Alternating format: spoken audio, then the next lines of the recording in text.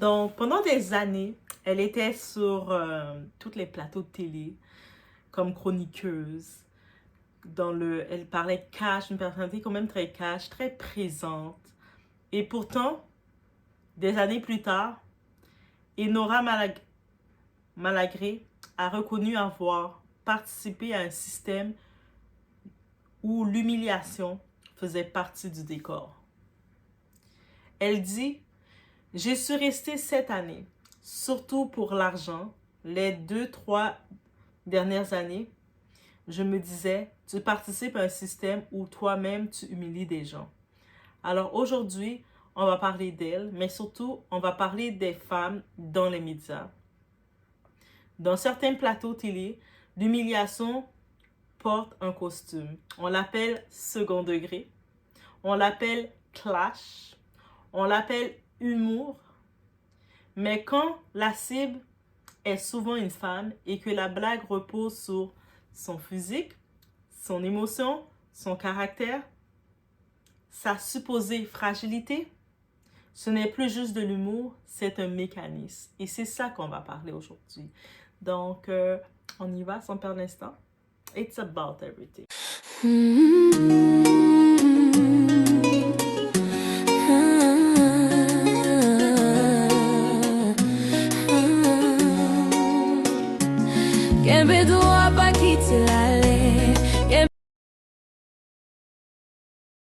Donc, déjà, on va regarder le background.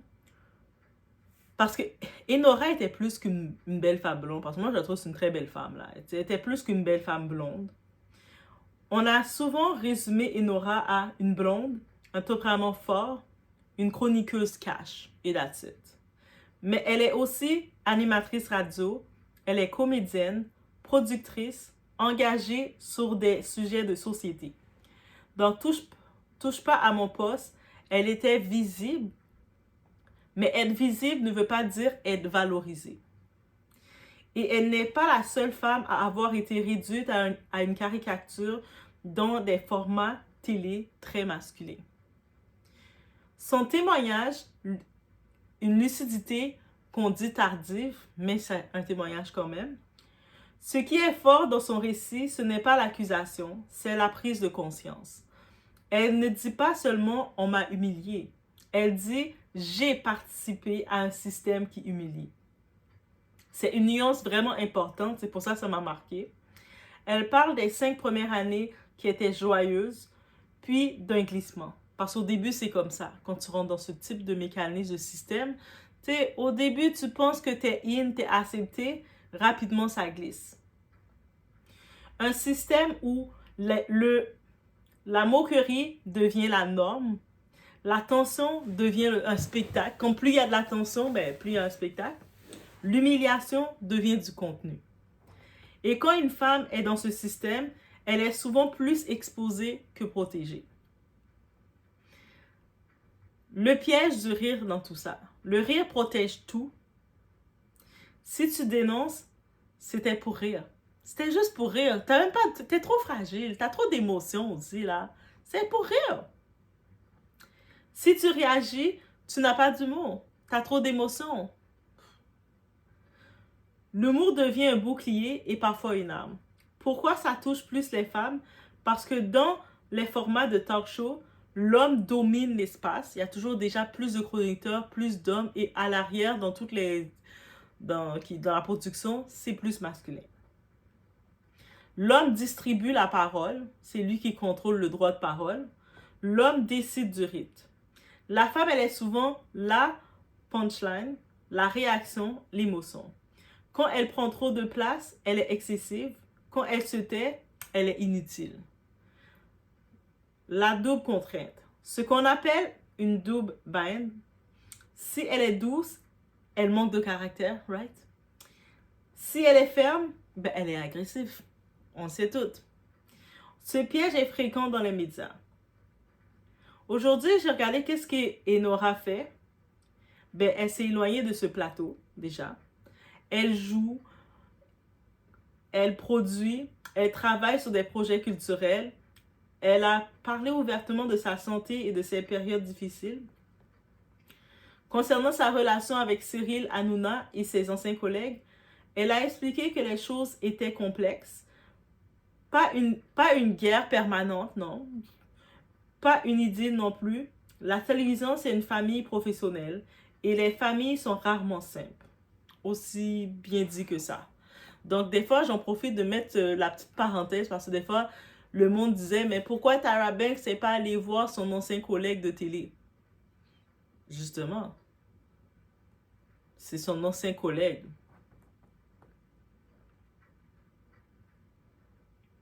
Et c'est là toute l'histoire.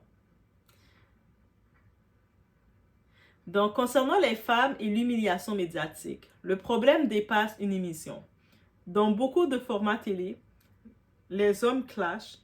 Ça fait partie de leur leadership de clasher un peu. Donc, au-delà de clasher, les femmes, si elles clashent, ben, on va les dire c'est de l'hystérie. Donc, l'homme qui clash, c'est du leadership. La femme, à son tour, qui fait des clashs, elle est hystérique. N'est-ce pas? Un homme s'impose, il a du caractère. Oh yeah, il a du caractère. Une femme s'impose, elle est difficile. L'humiliation des femmes dans les médias peut prendre plusieurs formes.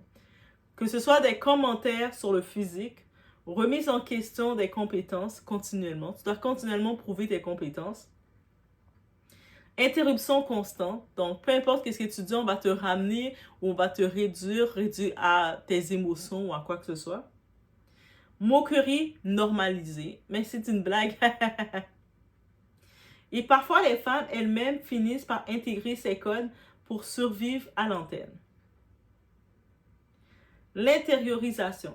Ce qui est encore plus complexe, certaines femmes finissent par adopter les codes du système. Pourquoi?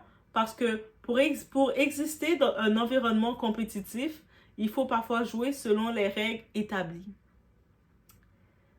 Et c'est là que le témoignage d'Enora devient intéressant. Elle ne parle pas seulement d'avoir subi, elle parle d'avoir participé. C'est une lucidité très rare et très appréciée qu'elle peut le faire. La violence qui a été normalisée. Ce qui est fascinant, c'est que le public rit. Il trouve ça drôle de voir des malaises. Parce que c'est du divertissement, c'est drôle, ça change. Mais à force de transformer la mise en difficulté en séquence virale, on crée un modèle où la femme forte doit accepter d'être attaquée et si elle part, on dit qu'elle n'a pas supporté la pression. Mais elle est dans mes faibles aussi. Pourquoi elle n'est pas capable de supporter une petite blague là? Le prix à payer.